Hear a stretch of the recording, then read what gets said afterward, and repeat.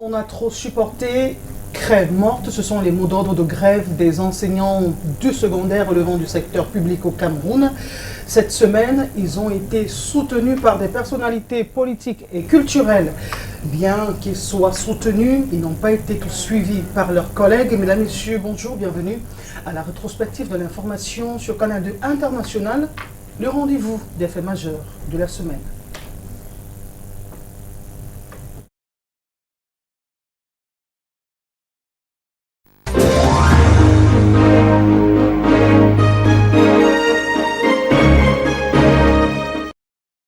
L'intro.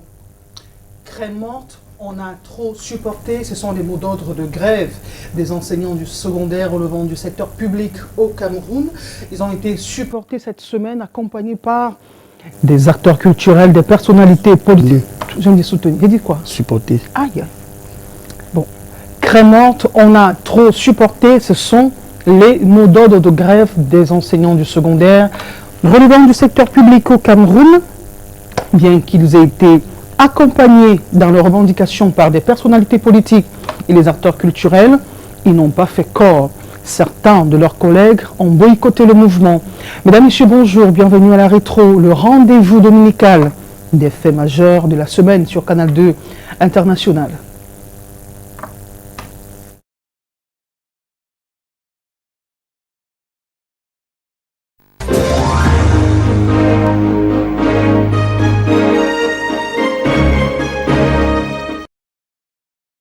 De Kousséri, de Marois à l'extrême nord du Cameroun, au nord du Mali à Gao.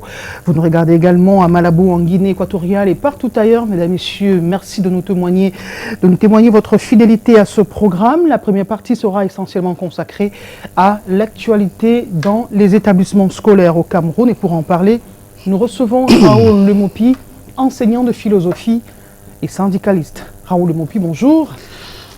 Bonjour Monique et merci n'est-ce pas de l'honneur que vous me faites en me conviant à votre émission qui est très suivie. Je pense être à la hauteur n'est-ce pas des échanges que nous aurons tout à l'heure. Vous allez me permettre de dire bonjour à 3 personnes. La première personne c'est Madame Sayou Edith, elle est au lycée technique de Ngaoundéré, je vais vous dire pourquoi au cours de l'émission. À Monsieur Albert Mbang, il est actuellement à Ebolova pour suivre le traitement, je vais vous dire aussi pourquoi. Et enfin à Monsieur Charlot Igboura, il est dans le Mayo-Louti. C'est la toute première fois dans l'histoire de la rétro qu'un invité ou qu'une présentatrice accepte qu'on fasse des dédicaces. Mais une fois n'est pas coutume, n'est-ce pas?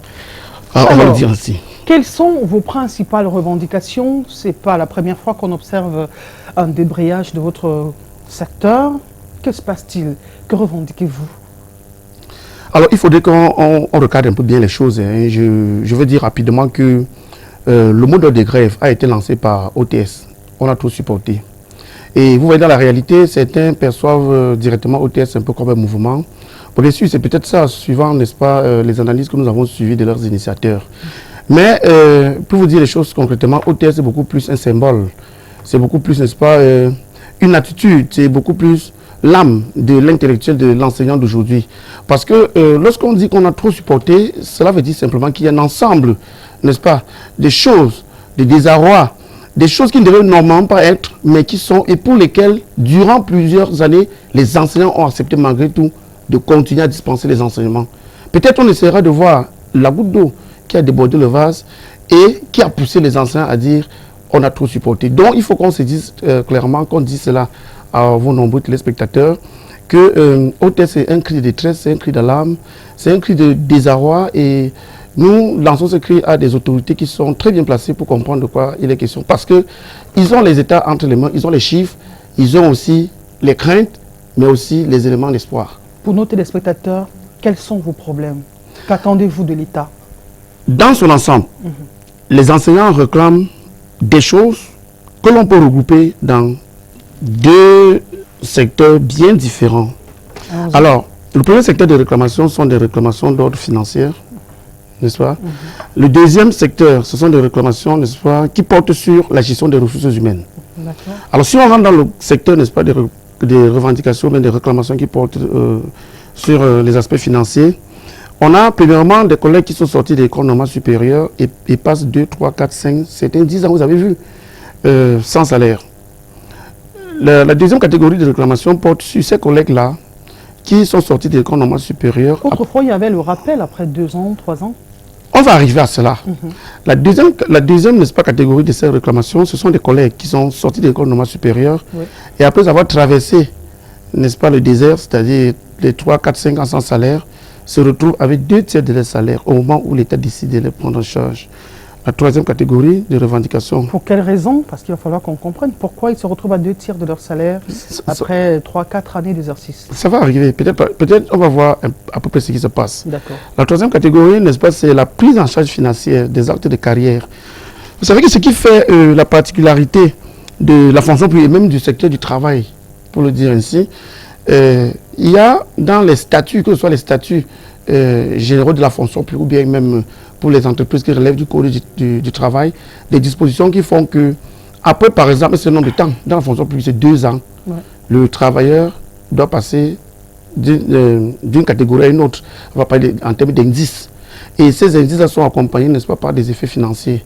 Il est donc surprenant qu'un enseignant se retrouve 10 ans en train de travailler. Il n'a pas d'acte administratif, n'est-ce pas? Les actes en termes d'avancement, mais ceux qui ont des actes administratifs en termes d'avancement n'ont pas de prise en charge financière.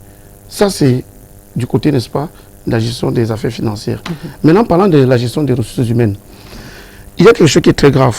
La première chose porte sur les mutations. Si vous avez lu, n'est-ce pas, le préavis des grèves qui a été mis sur les réseaux sociaux, bien adressé même au président de la République, c'est une lettre. C'est dans la lettre que les têtes pensantes de OTS saisissent le président de la République et dans ces lettres consigne un ensemble de récriminations.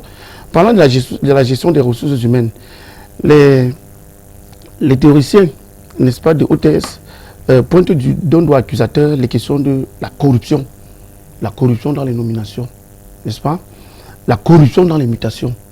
Alors, ces actes de corruption ont des effets pervers, n'est-ce pas, sur le moral du travailleur. Je vais prendre un exemple qu'ils ont eu à évoquer. La question du regroupement familial. Comment concevez-vous que 2 enseignants, on va prendre le cas de 2 enseignants, parce qu'ici nous parlons d'abord des enseignants. 2 enseignants, un homme et une femme, qui sont mariés légalement, l'un se retrouve en train de travailler à Tchang et l'autre à Kousséri. Vous voyez ce que cela représente. Que disent les enseignants? Les enseignants disent que si nous prenons le code de la famille, ou bien, n'est-ce pas, le statut général de la fonction publique, il est clairement écrit dans le code de la famille que les mariés doivent vivre sous le même toit. Bon, on peut apporter quelques exceptions.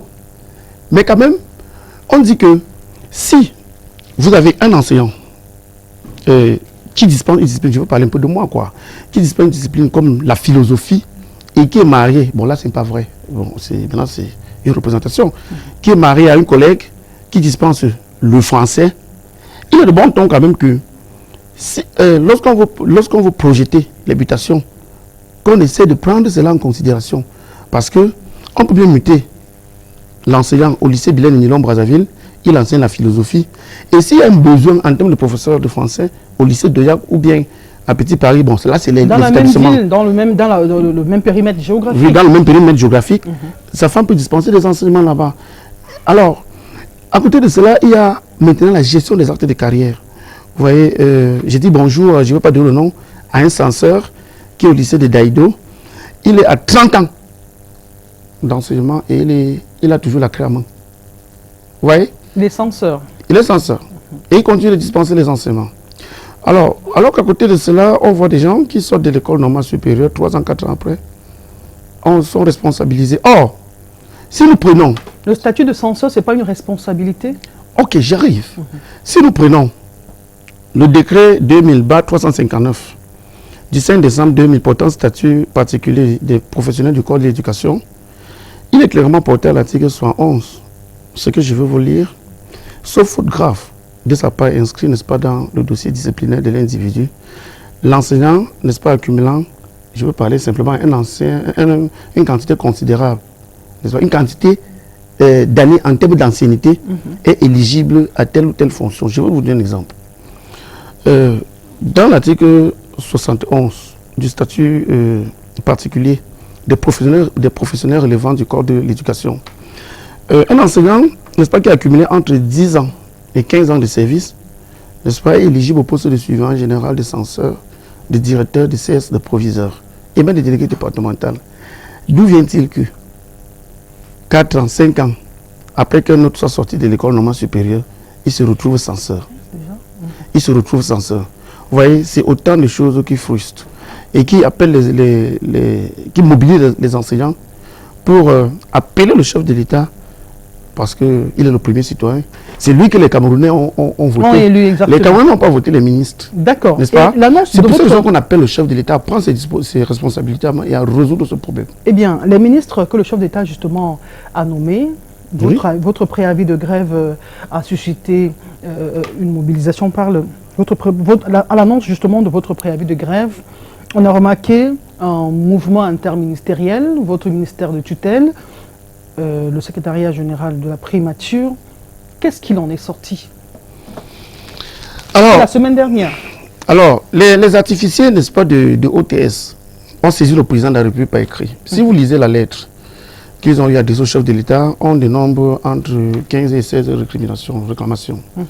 Alors, ce qu'on va voir, c'est que lors de la rencontre, je veux dire la date du 18 février 2022, le SGPM, Magua Fouda, accompagné, n'est-ce pas, d'une bonne brochette de ministres, Madame Nalova Lyonga des enseignements secondaires, le ministre d'État, ministre des enseignements supérieurs, Jacques Famdongo, le ministre Grégoire Wona, ministre de la Jeunesse et de l'Éducation civique. Ministre de la Jeunesse, un représentant du ministère des Finances.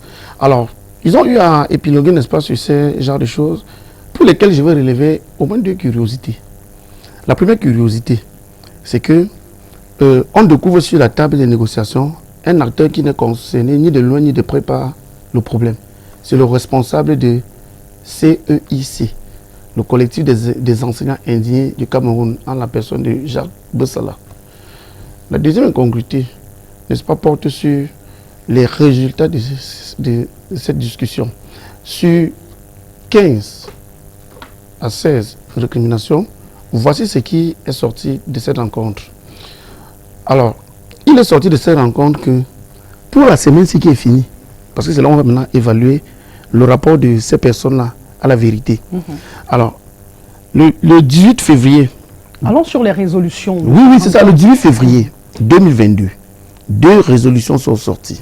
La première, que l'office du baccalauréat devrait prendre toutes les dispositions pour payer tous les acteurs impliqués dans les examens officiels 2020-2021. C'est la première résolution. Et cela avait été prévu pour la semaine suivante, c'est-à-dire la semaine-ci qui est passée. D'accord. Et pour laquelle on n'a rien vu. C'est pour cela que vous avez prorogé votre grève. Oui, allons-y. La deuxième résolution qui est sortie de cet échange porte sur le phasage du paiement du 1/3 des salaires de ceux qui sont sur les 2/3. Monsieur le SGPM, le secrétaire général des services du Premier ministre, a fait comprendre que c'est un travail, n'est-ce pas, dense, fastidieux, pour lequel on ne peut pas, du point de vue réaliste, prendre tous les enseignants qui sont sur les 2/3 en solde d'un seul trait. Que cela va se passer de manière phasée. On aura un mois pour prendre certains, le mois suivant, ainsi de suite, ainsi de suite. Alors, ce que nous voulons dire par rapport à cela, nous voulons d'abord faire remarquer que pour le premier cas, je vous ai dit que la semaine passée, il n'y a rien eu. Mais ce que les téléspectateurs doivent comprendre, c'est qu'une circulaire du SGPR datant du 1er juillet 2021, le SGPR, c'est le secrétaire général à la présidente de la République, le ministre d'État, n'est-ce pas, Ferdinand Ngongo. Alors, il avait sorti une circulaire le 1er juin dans laquelle il invitait Madame la ministre des Enseignements secondaires, en liaison avec Monsieur le ministre des Finances, à prendre toutes les dispositions pour payer tous les acteurs impliqués dans les examens 2020-2021. À la suite du SGPR, Madame la ministre des Enseignements secondaires a commis un communiqué adressé aux différents délégués régionaux de l'enseignement secondaire. Ils sont au nombre de 10, leur demandant de prendre toutes les dispositions, n'est-ce pas, en se référant à la circulaire du SGPR pour payer tous ces acteurs. Vous voyez, depuis le 1er juillet 2021 jusqu'au jour du 18 février 2022, on est surpris de constater que la revendication pour laquelle le SGPR avait déjà demandé de payer revient, n'est-ce pas, sur la table des Ça bloque à quel négociations. niveau, vous qui êtes acteur du terrain? Alors, moi, je ne suis pas bien placé pour dire à quel niveau ça bloque, mais je veux quand Le même... SGPR, c'est quand même celui qui susurre aux oreilles du président de la République, Oui, à qui vous avez adressé une lettre. du point, n'est-ce pas, du caractère nobilaire des charges, le SGPR n'est pas n'importe qui. Naturellement. Mais si on arrive à un niveau où il donne des orientations, je n'ai pas vu de dire des instructions. Par exemple, certains vont dire, est-ce qu'il n'est pas le patron de quelqu'un? Mais je dis, quand il donne des orientations, il dit, prenez des dispositions en liaison avec le ministre des Finances pour payer. La moindre des choses, c'est que même si on n'arrivait pas à payer, on devrait communiquer là-dessus. Pourquoi je le dis? Vous allez comprendre pourquoi les anciens ont des raisons de se plaindre. Regardez un peu quand on parle de l'OBC. Les candidats, c'est-à-dire les élèves, ont payé les frais de participation à ces examens. Les enseignants ont mis en musique toutes les différentes phases, c'est-à-dire l'évaluation, proposer des sujets, surveiller, corriger, délibérer. On a publié les résultats, n'est-ce pas? Mais à côté de cela, on se rend compte que le produit du travail des enseignants a été vendu aux sociétés de téléphonie mobile. Puisque je ne vous apprends rien, les enfants, pour entrer en contact avec leurs résultats, sont obligés de mettre leur code contre 150 francs. Et si vous savez comment nos sociétés fonctionnent, l'enfant va taper son code pour voir si il a réussi. S'il a réussi, il dit à sa maman pour s'assurer, va aussi taper. Ça fait, on est à 300. Son oncle Ben Satan, qui est à Bafoussam, à Kousseri, et ils vont taper. Ça fait beaucoup Donc, de milliards. pour un seul candidat, on se retrouve en train de taper au bas mot 600 francs. C'est-à-dire, on suppose les 4 personnes qui ont tapé. Et ne comptons pas les enfants qui n'ont même pas passé et pour lesquels les parents veulent vérifier. Vous voyez à quel niveau, n'est-ce pas, se trouve la duperie. C'est-à-dire, on vend le produit du travail des enseignants alors que les acteurs principaux n'ont pas été payés. Okay. Et c'est ça qui fâche. Ok, on va comprendre. Vous aviez prévu votre débrayage pour 3 jours, du lundi 21 au mercredi 23 février, mais toute la semaine, vous étiez en mouvement. Qu'est-ce qui explique cette radicalisation finalement? Alors, ce n'est pas la radicalisation. C'est quoi, vous voyez, dans votre propos liminaire, quand vous avez présenté la situation, j'ai un peu souri. Ouais, si les choses arrivent à se présenter de cette manière, c'est que le problème est réel. Chacun se reconnaît dans ce qui est revendiqué. C'est un peu comme dans un village où on parlait du deuil. Ouais, il y a des deuils au village qui amènent chacun à venir avec la photo de son mort pour pleurer le deuil. Au point où, quand les gens sont en train de pleurer, vous croyez qu'on est en train de pleurer la même personne, alors que chacun pleure son propre deuil. Tout à fait. Prenez n'importe quel lycée à Douala. Prenez au pif. Prenez au pif n'importe quel enseignant. Reviens. Parce qu'on compte, on regarde le temps. Combien de temps? 25. Déjà? Ok. D'accord, allons-y. Alors, je vous disais que prenez au pif n'importe quel établissement de la ville de Douala et tirez au sort un enseignant. Demandez-lui clairement, est-ce que l'État est en harmonie avec vous par rapport à vos droits en tant qu'enseignant? Je vous assure, il va toujours vous dire qu'il y a quelque chose qui manque. Sauf que, M. Raoul Lemopi, tous les enseignants souffrent des mêmes problèmes, mais on constate quand même que vous n'êtes pas sur la même longueur d'onde. Le collectif des enseignants indignés du Cameroun a boycotté ce mouvement. Comment parviendrez-vous à obtenir gain de cause quand le corps enseignant ne parle pas d'une même voix? Ça sera un coup d'épée dans l'eau, n'est-ce pas? Alors, ce qu'il faut dire, c'est que le collectif des enseignants indiens du Cameroun, c'est un collectif marginal. Ce n'est ni une association, ni un syndicat, c'est plein de choses. Je crois que pour restituer la vérité, c'est son leader. Ils ont quand même été invités lors de cette rencontre interministérielle la semaine dernière. On peut connaître pourquoi. Je ne veux pas créer des polémiques ici. Mais je veux quand même dire que c'est son leader, lui seul, qui a choisi de ne pas suivre le mot d'ordre de grève. Je veux vous dire, je suis présent dans au moins 15 forats d'enseignants. Et là-bas, ça chauffe. Et si vous regardez un peu ce qui se passe maintenant, à côté du leader de ce collectif, il y a les chefs d'établissement qui ont décidé de nous poursuivre, de nous pourchasser avec la bénédiction de l'autorité administrative. Vous voyez? Mais n'avez-vous pas peur pour vos carrières, justement, puisqu'il y a des chefs d'établissement qui listent tous les enseignants qui ont bravé... Non. N'avez-vous pas peur pour vos carrières, puisqu'il y a des chefs d'établissement qui ont listé vos noms, certainement, pour donner acquis de droit et perturber vos carrières? Non, je crois que si j'ai un conseil à donner à ces chefs d'établissement, c'est de convaincre le président de la République de demander qu'on suspende, n'est-ce pas, la connexion Internet au Cameroun. Vous voyez, qu'on affecte un enseignant n'importe où, envoyez-le n'importe où, oui. N'est-ce pas? Il y a ça.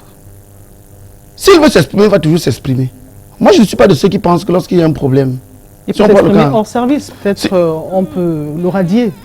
Mais est-ce qu'on va radier tous les enseignants du Cameroun? Moi, je suis en train de dire quelque chose qui est simple. Vous savez, tout à l'heure, j'étais sur un plateau, n'est-ce pas, dans une chaîne proche à la vôtre. Il y a un panéliste qui a développé cet argument-là. Moi, je lui ai fait comprendre que les enseignants ne sont pas des animaux. Les enseignants savent exactement ce qui se passe. Même l'autorité administrative sait ce qui se passe. Je vais vous demander quelque chose qui est simple. Avez-vous déjà vu quelqu'un sortir de l'ENAM et travailler 2 mois, 3 mois sans salaire? Surtout que quand eux, ils entrent à l'ENAM, n'est-ce pas? Ils ont automatiquement leur matricule et commencent déjà à percevoir une partie de leur salaire qu'ils appellent la bourse. Dès qu'ils sortent de l'ENAM et ils sont mutés, ce matricule qu'ils avaient est maintenu, ça devient le matricule de la fonction publique. Pourquoi ne pas faire cela pour l'école normale supérieure? Raoul Mopi, jusqu'où êtes-vous capable, vous syndicalistes, jusqu'où êtes-vous capable d'aller ou de faire pour que vos revendications soient prises en compte? Ce n'est pas Raoul Mopi qui répond à cette question. Il faut qu'on Je parle aux enseignants, mais Raoul Mopi est devant moi. Il faut qu'on pose la question à ceux qui nous ont employés. Ce sont eux qui doivent nous dire, est-ce qu'ils voudraient que la grève s'arrête ou bien ils voudraient que la grève continue? Ça, c'est cette question qui est simple. Moi, je pense que lorsque les enseignants posent un ensemble de réclamations à leur tutelle, et la tutelle dont je parle ici, c'est la tutelle institutionnelle, je ne parle pas du ministre Nalo Valionga, c'est-à-dire au président de la République. Surtout que OTS a écrit au président de la République. Quand les enseignants posent donc ce problème à leur tutelle souveraine, c'est à leur tutelle, c'est à sa tutelle d'apporter des solutions. Parce que les enseignants ne revendiquent pas ce qui est contraire au droit. Les enseignants voudraient simplement que l'État respecte leurs droits. Ce n'est que ça. Les enseignants n'ont pas demandé l'augmentation des salaires. Parce que si les enseignants demandaient qu'on veut l'augmentation des salaires, oui, le discours serait différent. Les enseignants disent, Monsieur le Président de la République, vous avez été élu par les Camerounais. Vous avez décidé que lorsqu'un enseignant sort d'école normale, voici ce dont il a droit. C'est ce minimum que nous voulons. D'accord. Alors, vous êtes sur le terrain depuis pas mal d'années. Quel est l'impact de ces conditions de vie que vous décriez sur la qualité de vos enseignements? Les enfants sont-ils sacrifiés? Non, ça c'est quand même un peu exagéré parce que si nous regardons à peu près la qualité des produits qui sortent de l'école camerounaise, on ne peut pas cracher dessus et dire qu'ils sont tous des médiocres ou des sont moribonds. Ce que je veux dire, c'est qu'aujourd'hui, nous sommes dans un monde ouvert. Et si nous nous rappelons ce que l'analyse que fait très bien un penseur comme Michel Serres, les outils de socialisation aujourd'hui ne sont plus les outils anciens de la socialisation. Il y a la socialisation. Avant, c'était la famille et l'école. Aujourd'hui, on est dans une socialisation éclatée. Il y a les médias, il y a la publicité, il y a tout ce que vous connaissez mieux que moi, qui font que moins de 50% de ce que l'enfant connaît, même votre enfant, moins de 50% de ce qu'il connaît aujourd'hui, il n'a pas appris ça à l'école. Est-ce que je me fais bien comprendre? Le rôle de l'école devient donc différent. Le rôle de l'école aujourd'hui, en plus de s'assurer de la formation intellectuelle des enfants, l'école doit, n'est-ce pas, produire des modèles. Parce que la société a aussi ses modèles. Il y a donc un conflit entre plusieurs modèles venant d'horizons multiples. D'accord. On se fait comprendre. Ce que je peux faire, ce que je peux dire par rapport à moi-même, ça fait 18 ans que moi j'enseigne. J'ai des indicateurs qui montrent que je n'ai pas prêché au désert. J'ai plusieurs élèves, d'abord qui ont suivi le même cursus que moi. Et pour m'amuser un peu, je vais vous dire que l'un de mes élèves est proviseur. Oui. L'un de mes élèves est proviseur. Vous ne l'êtes pas encore? Je ne suis même pas suivant général. Plusieurs sont censeurs, d'autres sont suivants généraux. Et ça, c'est bien. C'est la preuve qu'on n'a pas prêché au désert. Il y en a aussi qui nous écoutent, qui sont magistrats. Ils sont nombreux, ils nous écoutent. Je vais dire bonsoir, je ne donne pas le nom de la personne qui est quelque part à ça. Vous voyez? Ils sont partout dans la main, dans la police, la gendarmerie, ils sont partout. Donc, c'est quand même la preuve. Vous gardez l'orthodoxie malgré les conditions de vie, les conditions de travail que vous décriez. Je vais vous dire quelque chose qui est vrai. Les enseignants qui se plaignent aujourd'hui, dans l'immense majorité, ne sont pas retrouvés dans l'enseignement par hasard. C'est même les gens qui sont entrés dans l'enseignement par vocation. Et ils sont un peu déçus. On se fait comprendre. Si nous étions simplement là, on dit, bon, on est entré là, on a le matricule, on vient balader dans la fonction publique, on ne se questionnerait jamais. Ou alors peut-être certains abandonnent les élèves et développent d'autres activités parallèles parce qu'il faut survivre. Voilà. Donc moi, c'est ce que j'ai dit.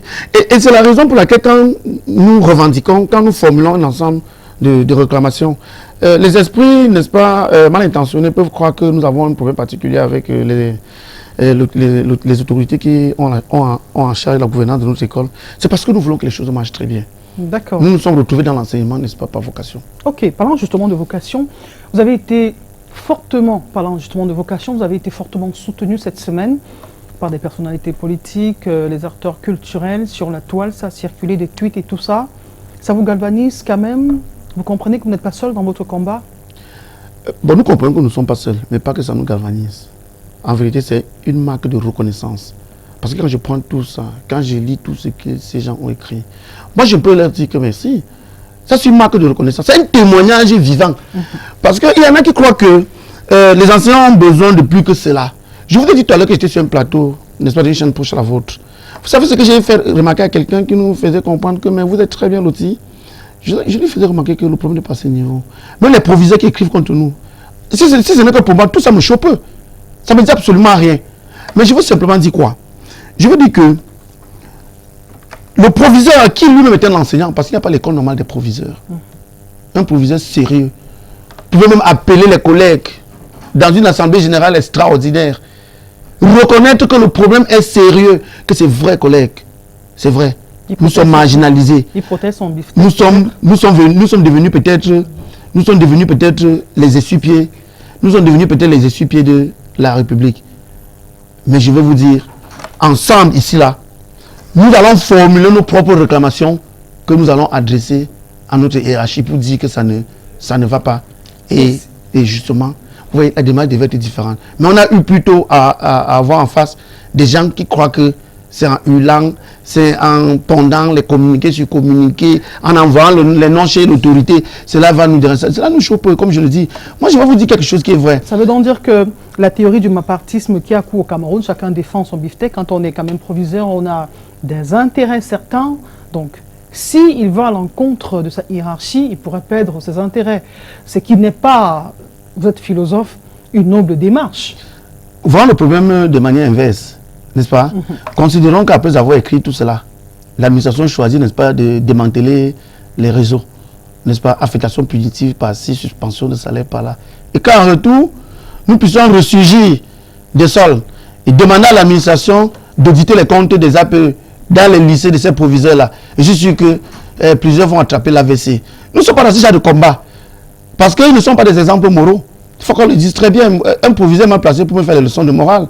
Parce qu'il traîne derrière lui des loups de casseroles. Et nous, donc, nous n'entrons pas dans ce jeu. Nous disons que si nos revendications sont prises en considération, eux, ils seront les premiers à aller à la caisse. Parce qu'ils ont des primes, d'ailleurs, que nous n'avons pas. C'est normal de comprendre qu'ils ne grèvent pas. Ils ont les fonds d'APE qu'ils gèrent. Ils ont les dotations de l'État qu'ils gèrent. Quand nous nous plaignons de la manière dont nous sommes incapables d'envoyer nos enfants à l'école, d'envoyer nos enfants se faire soigner, de mener une existence digne, n'est-ce pas? Ils se cirent le whisky et nous demandent d'aller nous faire voir. Merci beaucoup. C'est entendu. Nous allons rester dans l'actualité dans les établissements scolaires au Cameroun. Cette semaine, on a enregistré une violation des droits de l'homme dans une école. C'est à Douala. La victime de la torture est un enfant âgé de 9 ans, des doigts écrasés à l'aide d'un marteau, des fesses fouettées par une machette copieusement et les mises en cause ont été arrêtées. C'est un reportage que nous propose Titi Freeman.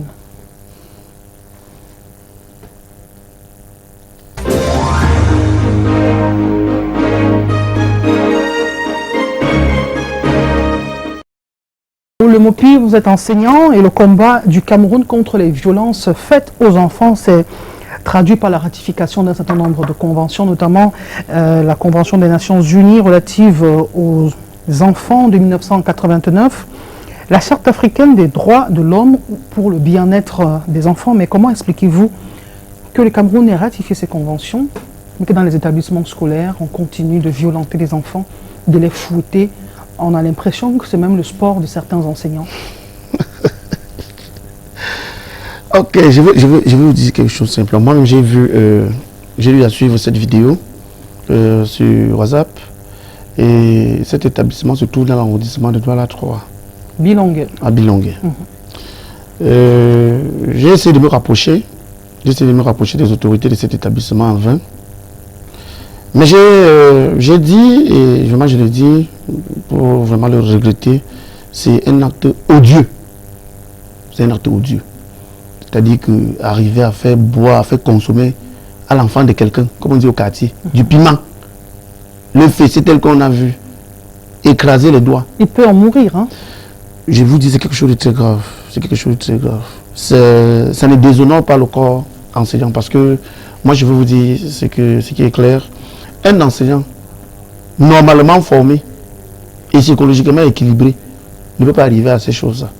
Vous n'allez jamais voir un enseignant sorti de l'école normale supérieure se retrouver dans ce genre de choses. Vous savez, on peut reprocher n'importe quoi. Comment expliquer que le fouet continue d'être utilisé dans les établissements scolaires au Cameroun, bien que la loi l'interdise? Non, dans certains établissements scolaires, le fouet a simplement une fonction dissuasive. Si je prends les enfants reviennent avec des entailles sur le corps parce que fouettés avec le tuyau à gaz et le caoutchouc, etc. Moi, je parle beaucoup plus de l'enseignement public. Parce que s'il faut parler de l'enseignement privé, il faut d'abord s'en prendre aux différents fondateurs. Ce sont eux qui recrutent leurs enseignants. Et sur la base de quoi, je ne sais pas. On a vu des surveillants généraux dans les enseignements publics fouetter les enfants. Ce sont n'est-ce pas, des actes, n'est-ce pas, marginaux. On va parler de brebis galeuses. Mais dans le fond, du point de vue du principe, ce sont des pratiques qui sont en train de disparaître de manière progressive. Aujourd'hui, par exemple, ce n'est pas que la punition a disparu, hein, parce qu'il faut bien le comprendre. Du point de vue psychopédagogique, la frustration n'a pas qu'une fonction négative. Il y a des frustrations positives. Moi, je pense. Ça veut dire qu'en dehors de fouetter les enfants, il y a d'autres méthodes pour. Même le fouet intègre ce qu'on appelle les outils de frustration. Est-ce qu'on se fait comprendre? Maintenant, il y a des frustrations négatives, comme il y a des frustrations positives. Une frustration négative, par exemple, c'est le fait de causer la douleur à l'enfant pour le plaisir de le faire, comme on est en train de voir dans le reportage. On se fait comprendre. Quand la loi interdit, on n'a pas spéculé autour. Parce que véritablement, on ne sait pas quel plaisir, n'est-ce pas, ce monsieur prend. Et regardez-moi comment il est vêtu. On ne sait même pas quel plaisir il prend, n'est-ce pas, à torturer cet enfant de cette manière. Mais je suis en train de dire qu'il y a, n'est-ce pas, des frustrations positives. Si on prend le cas, même chez vous, dans votre propre maison, si votre enfant ne lave pas le sol, n'arrange pas sa chambre, ne dresse pas son lit, ne classe pas les choses dans sa chambre, tout cela, vous n'allez pas aller lui acheter les glaces? Non, du tout. Très bien. Même la manière de vous adresser à lui intègre ce qu'on peut appeler une forme de frustration, parce que vous allez contre sa volonté, n'est-ce pas? Mais là, il s'agit d'une frustration positive, parce qu'elle va dans le sens d'éduquer l'enfant. Si votre enfant se met à casser tous les verres à la maison, vous n'allez pas dire que bon, il y a certains plats cassés que vous avez laissés. Non. Ce que je veux dire, c'est quoi? Même dans les établissements publics, il y a un code disciplinaire qui réprime, n'est-ce pas, les écarts de comportement chez les enfants. Ce code disciplinaire est clairement exposé dans les salles de classe. C'est-à-dire que, après avoir discuté avec les représentants des élèves, tout cela est arrêté et affiché en début d'année scolaire dans chaque salle de classe. L'enfant, par exemple, qui sait que s'il bagarre, voici ce qu'il attend. La sanction ici n'est pas une sanction positive. On ne lui partage pas les bonbons. C'est une sanction négative. Tout à fait. Donc, cela intègre les frustrations. Ce que je veux dire simplement, c'est quoi? C'est que, dans tous les cas, l'enfant est un éternel apprenti. Et comme a dit quelqu'un, la douleur est son maître. Il faut simplement éviter d'évoluer en marge de la réglementation. Parce que même si les conventions, les traités ratifiés par l'État du Cameroun ont interdit, ce traité interdit seulement la torture. Hein. Ce sont des violations. Ce qu'on a vécu là, c'était une forme de violation. Oui, ce traité interdit la torture. Ce traité n'interdit pas la punition. C'est la raison pour laquelle vous pouvez punir un enfant. D'aller reprendre son devoir 3, 4, 5 fois. Bon, un autre parent va dire que vous frustrez l'enfant. Mais vous allez dire que c'est la frustration. C'est pédagogique. C'est-à-dire qu'il subit la punition en apprenant. Très bien. Il y a donc que son intégrité physique ne soit atteinte. Très bien. Voilà. Oui, très bien, c'est ça, c'est ça. Ça veut dire justement que on doit toujours veiller à ce que la punition n'aille pas contre les intérêts de l'enfant. Et que la punition protège ou préserve l'enfant dans son intégrité. Que cette intégrité soit physique, psychologique ou affective. Parce que même quand on punit un enfant, on ne le punit pas comme son ennemi. Merci beaucoup. Merci Raoul Lemoupi. Merci d'avoir accepté notre invitation. Votre mot de fin? Alors Monique, c'est moi qui vous remercie. Je profite de la tribune que vous m'offrez justement pour interpeller une fois de plus nos dirigeants, précisément le président de la République, de se pencher sur la situation des enseignants, mais aussi et surtout sur la condition que traverse aujourd'hui l'un de nos collègues qui souffre du cancer de la jambe. J'ai énoncé son nom au début de cette émission, c'est le collègue Albert Mebang. Aujourd'hui, il se trouve à Ebolova, dans la maison familiale. Son salaire a été suspendu, ça fait plus d'1 an. Quel lycée? C'est le CETIC. C'est le CETIC de Mondé. C'est dans l'extrême nord.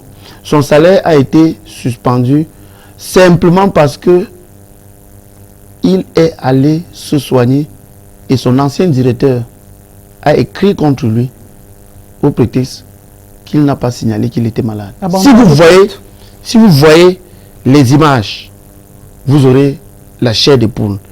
Je prie le chef de l'État ou bien ses collaborateurs qui nous écoutent à présent de porter un regard sérieux sur le cas du collègue Albert Mebang. Merci Il beaucoup. est entre la vie et la mort. Merci beaucoup Raoul Lemoupi. C'est moi qui vous remercie. Ok.